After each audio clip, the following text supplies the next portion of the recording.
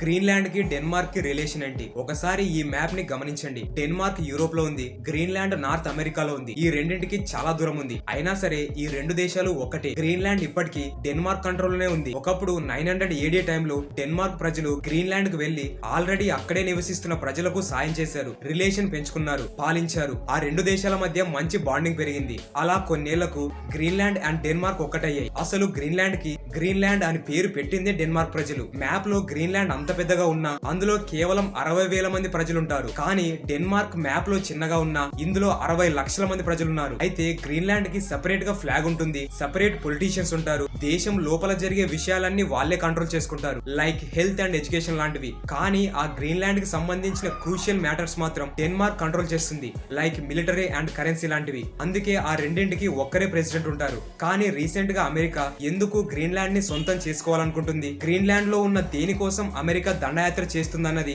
Next వీడియోలో చూద్దాం. Video informative గా అనిపిస్తే లైక్ చేయండి. నెక్స్ట్ వీడియో కోసం మన ఛానల్ ని సబ్స్క్రైబ్ చేసుకోండి. Thank you for watching.